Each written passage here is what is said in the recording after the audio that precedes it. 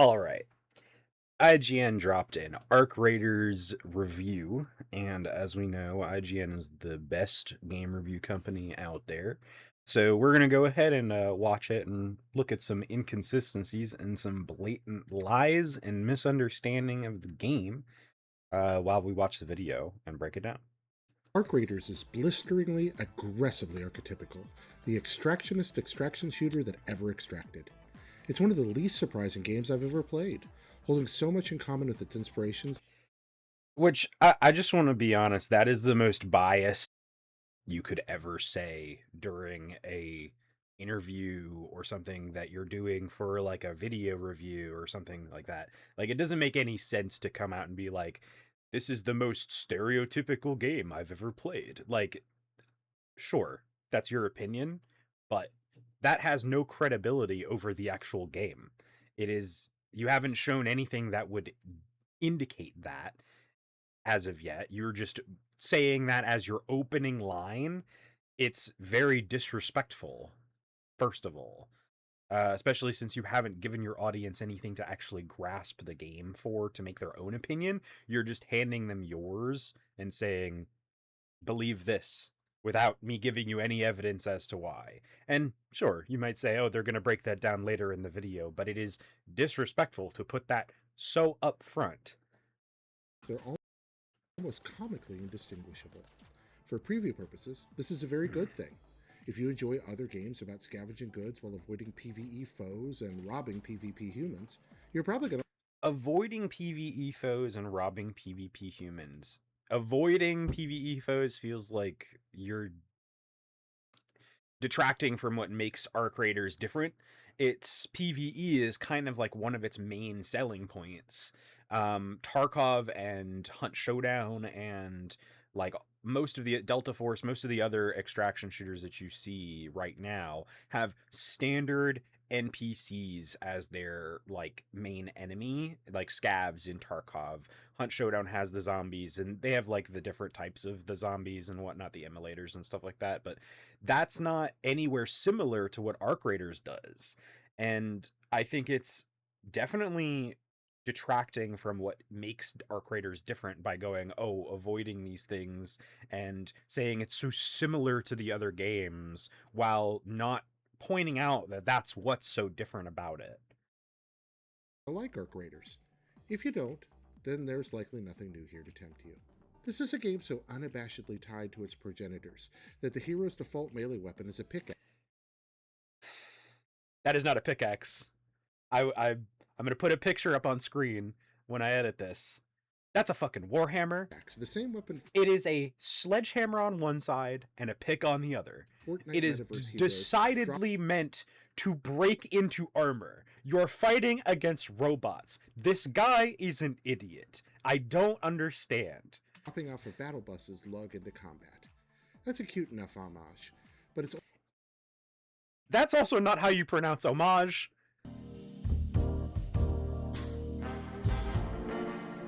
For the ways Arc Raiders will be instantly comprehensible to those who play Battle Royale, tree-punching survival games, or extraction. There's very little that feels true. Tree punching? There's no tree punching in this game.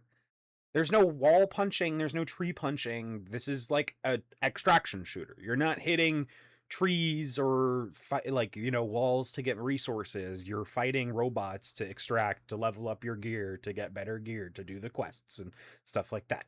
Like, this isn't... I don't get what is not being transferred here. It feels like the guy just played like the tutorial and then didn't play anymore because he didn't like the gameplay. Original, but the components bolted together from other successful live service games click predictably and produce a satisfying result. Predictively is not a good word. Go to the surface and then get back underground alive with better loot than you started with. Two forces stand in the way of that goal. The first are the Ark, AI-controlled battle robots that wander the map searching for any sign of organic life. The Ark are no trifling threat. Even the smallest bots can prove surprisingly dangerous, especially in groups. I don't understand what he thought he was doing there. It's a pretty easy enemy. Like, generally, when you play a game, You try to figure out what your parameters are with your movement and your actions. At least that's how I play. Where I try to figure out what the distance between where I'm hitting with a melee attack will hit something. And if you're standing 10 feet away from an enemy, I don't expect my melee attack to hit. So I just. The little That's a spider-like lot of stairs are unnecessary downright damage. upsetting for an arachnophobe like me, and the large crawlers do not mess around. Ark wander the map listening for the sounds of search or battle and swarm any humans they find. The Ark are especially dangerous in numbers, and there are plenty of subtle little traps set where clusters of different Ark with complementary abilities are placed near one another, sometimes hidden in indoor areas where one can literally trip into them. I met my fate more than once when I got overconfident around Ark.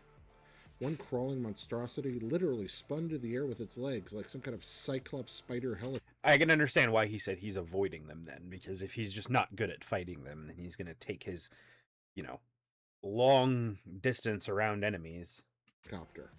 Take down an Ark, take a big and the rewards detour. can be worth your trouble. They generally contain ammo and weapon components. The second and more deadly threat are your fellow raiders.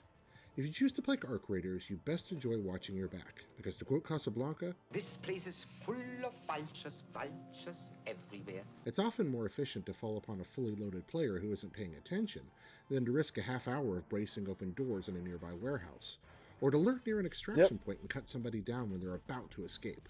That's Of pretty course, much every other extraction raider is shooters likely in looking to general. do the same to you. Combat is competent enough to be satisfying.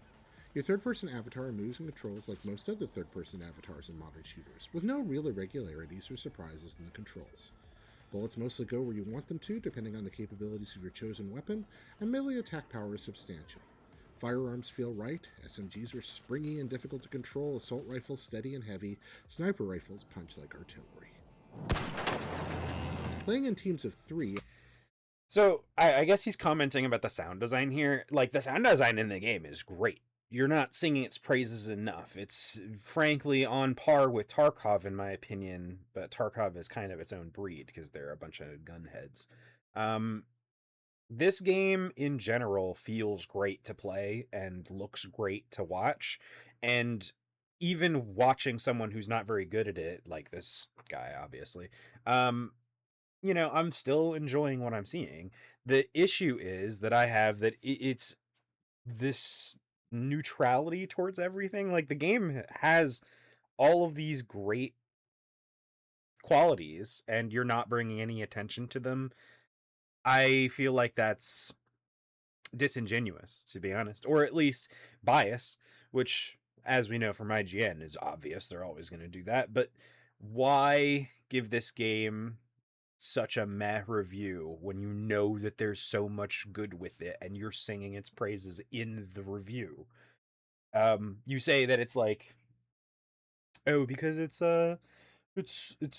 takes from its predecessors so much, and it's like, well, but if it capitalizes on those qualities that those other games have, and it makes it easier, more easily accessible, and it makes the PvE better, and it has good sound design, and it has, all the qualities that the other games have.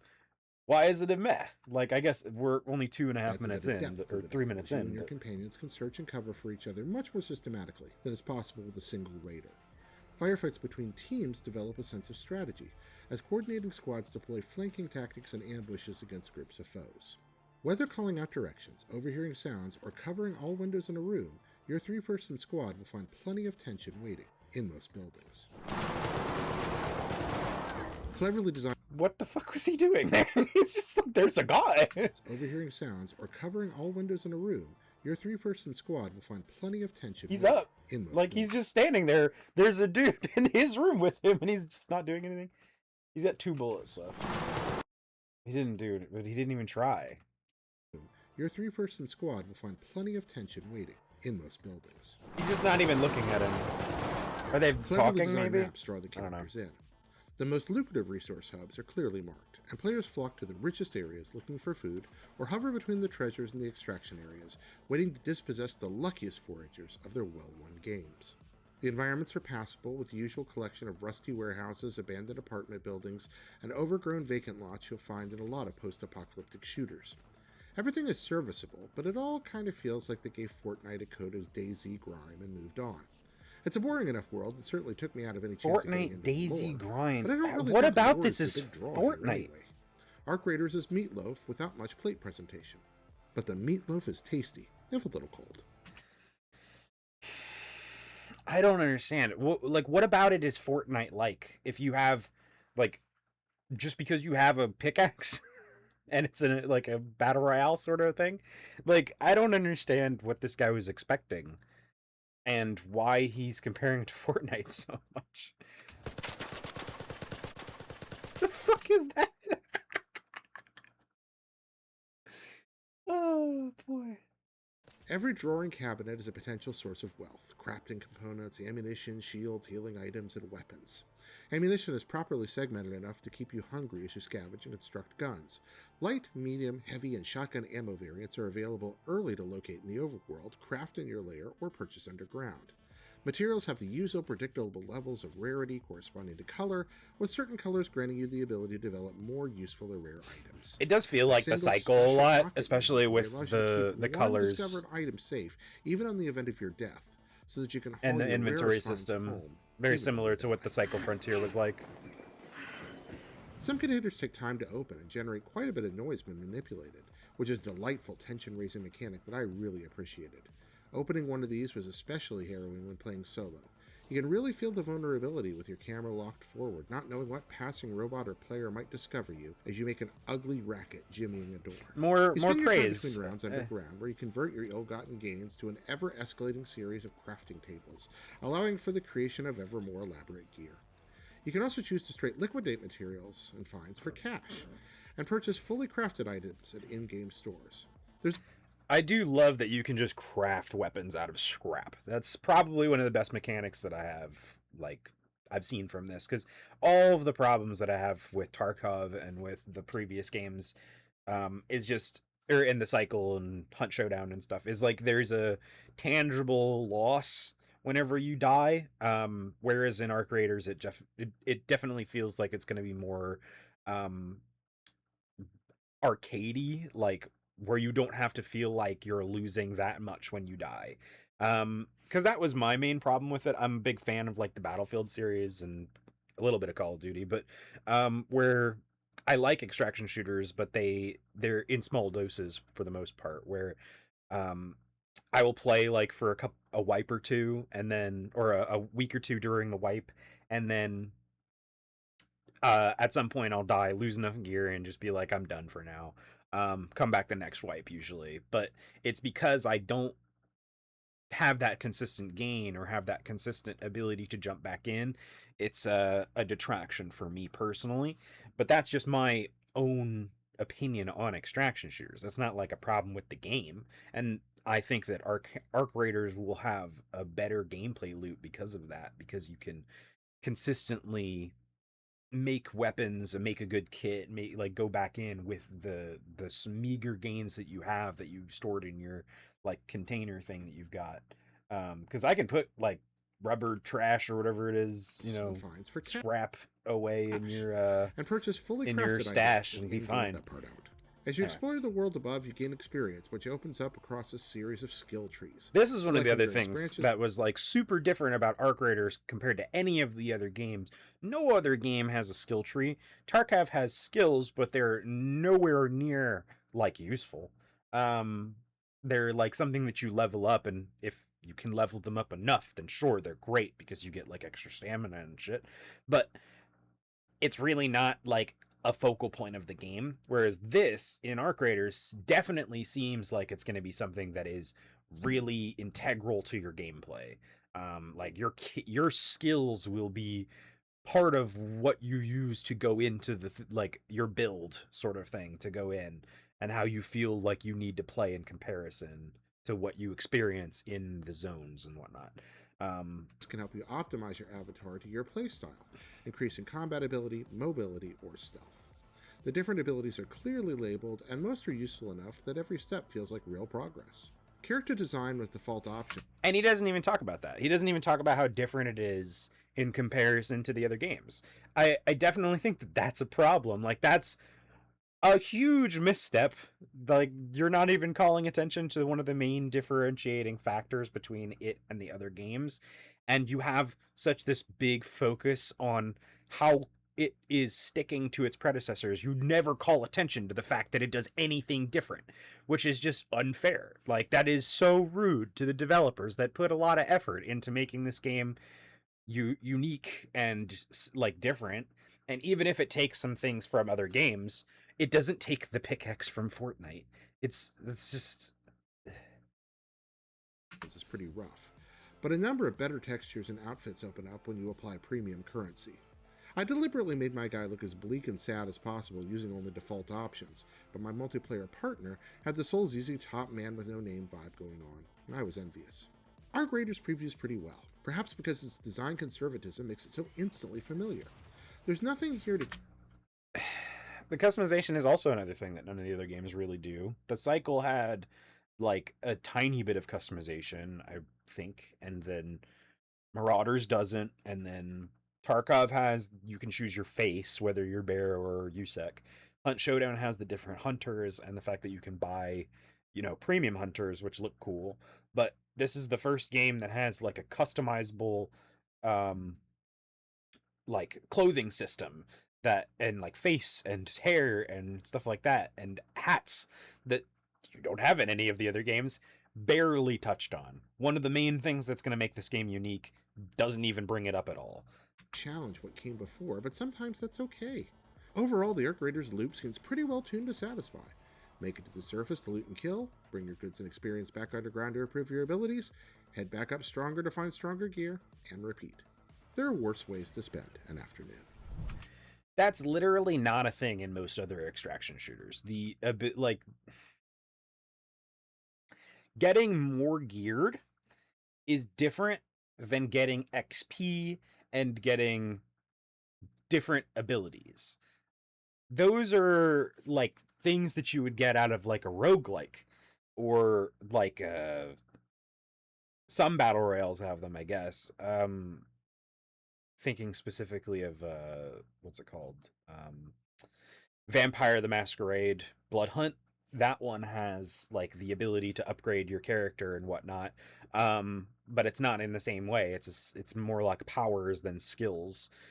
Arc Raiders is going to be the first game that has like fully customizable characters as an extraction shooter. Because Marathon's not going to have that either. And I just think that someone at IGN was paid like to try to get this game to bomb, and I'm guessing the pitch in the meeting room when they're all giving out the stories that they're going to do for the week or whatever in the bullpen, they were like, who hates extraction shooters the most? And then this guy, Paul or whatever, was like, I'm not a particular fan of them, and they handed it to him instead of like anybody else. Jared, there it is. Jared Petty. Sorry, I don't know why I said Paul. Jared, I'm guessing you don't like extraction shooters, and that's fine. But when you're reviewing an extraction shooter and you make the claim that it's the most extraction-y of extraction shooters, and you compare it to other non-extraction shooters, by the way, comparing it to Fortnite and stuff, is and survival wood punching games is not an extraction shooter. And also there's no wood punching in this game, so making a lie like claiming that's a lie. And then I like it's just so disingenuous, and I can't understand what the point was and why they decided to review it in this way. But man, y'all dropped the ball on this shit, and it really shows. Yeah. That's about it. I just really wanted to talk about this because I'm very excited for Arc Raiders. I am super excited for Arc Raiders. I'm really hoping it's going to be the extraction shooter that I stick with for a while. Um, and as like a former Destiny fan, a lot of the aesthetic of this game really appeals to me. I really like the like 60s, 70s style sci-fi vibe that it's going with. In a similar way to like Atomic Heart had, but without like the brutalist vibes. Um, I'm big fan so far. Like the everything I've seen is super appealing, and I can't understand where all the criticism of this game, like, and it isn't even really criticism, it's just like minor gripes for this game comes from. And they didn't give it a rating on here, at least. And there's no link to the website. So I'm going to assume that they gave it like a 5 out of 5 or something, or 4 out of 4, or 5 out of 10, or a 4 out of 10, or something like that. Um, but man, just sad. Just sad to listen to. Anyway, that's all. Bye bye.